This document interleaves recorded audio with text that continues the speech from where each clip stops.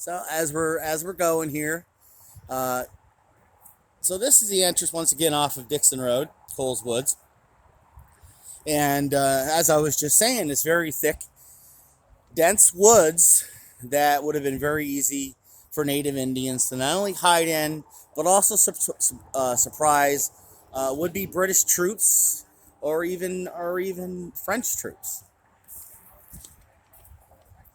We got some people here, so we're gonna let them walk by.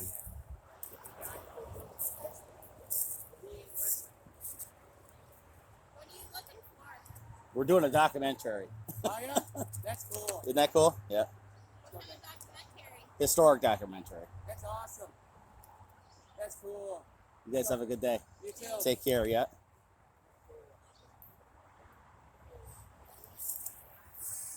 So once again, we have some people, and that's okay, you know. And we also have a little trail here. Um, some of these people actually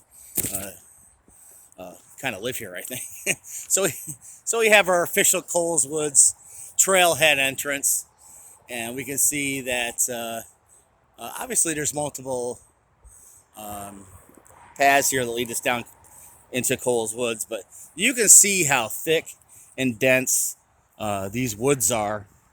And Warwick Stevens Carpenter wrote in his book Summer of Paradise in History, Carpenter's work for the time period was both very comprehensive and to a degree short or brief, but delineates significant information regarding Halfway Brook and Fort Amherst. The brook and fort's location is about a half mile from where we're standing, entrance Coles Woods, via Modern Fire Road, Parkview Ave, and what we were just talking about, the Dixon Road entrances. It would be logical, the various fierce episodes Carpenter is referring to involve Coles Woods between 1755 and 1780. It's also safe to strongly propose that the two killings by French and Allied Native Indians, specifically Mohawk warriors, in 1756 and 1758 were interconnected. It's vital to note Carpenter's work relies greatly on James Fenimore Cooper's several fictional writings. Cooper was famous for his charming wit, imagining grand narratives, and alterations of local American history. One example most historians refer to is The Last of the Mohegans by James Fenimore Cooper, obviously. And we can also see this, and what would concur with this would be the well-known author and scholar Fred Anderson.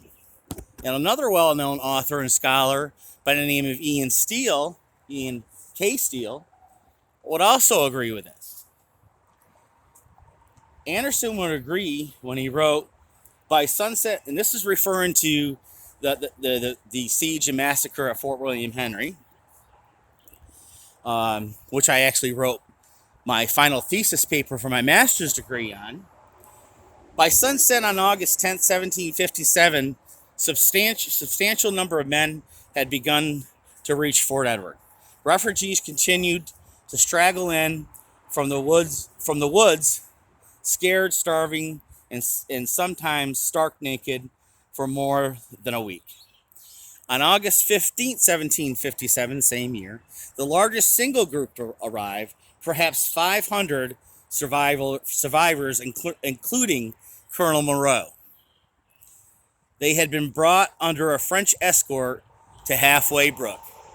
And from where we were standing earlier, a few minutes ago, to the east on over on off of Fire Road and Parkview Avenue, it's less than a half a mile from that entrance. So Halfway Brook is very historic, and I would even propose that these woods are, and I have some mappage that would interconnect these woods, not only Coles Woods, but the other trailheads behind you with the YMCA, the Ventura of the Pines, and I think there's 2 or 3 other ones, but there's also several trails leading off of our entrance of Coles Woods.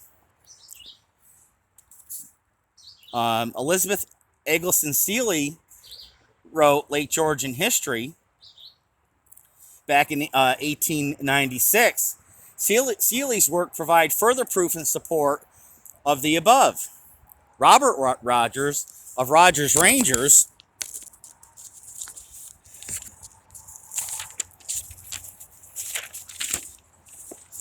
in the spring of 1758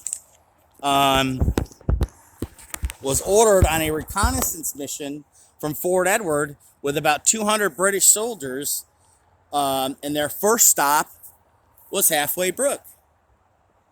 Around the same time period, but after the British victory at Ticonderoga, General Macomb had sent a group of Frenchmen with supplies towards South Bay on their way to Fort Edward. One group of the French troops was successful, annihilating the supply chain and the French. Under the leadership of a gentleman called Marin, Marin immediately laid an ambush across the path leading to Fort Edward. It ran through the thick denset or forest. I would like to propose that this forest and this thick denset that Eggleston was talking about is connected to Coles Woods. We have a reference for Halfway Brook. We have references for Fort Amherst. We have references that connect with maps that connect. And this is very interesting. Why is there a fire hydrant? I'm gonna walk over here. Why is there a fire hydrant deep into the woods at Coles Woods? These are some of the things that you don't plan on finding when you go out here and you do these kind of things, but they're really cool when you do. There's no houses here except for this one that was here, the 18th century house that I was showing you over at the entrance. But I just want to walk. See this fire hydrant right there? Isn't that cool? But you have to begin to ask yourself, why would a fire hydrant be located in a thick wooded area?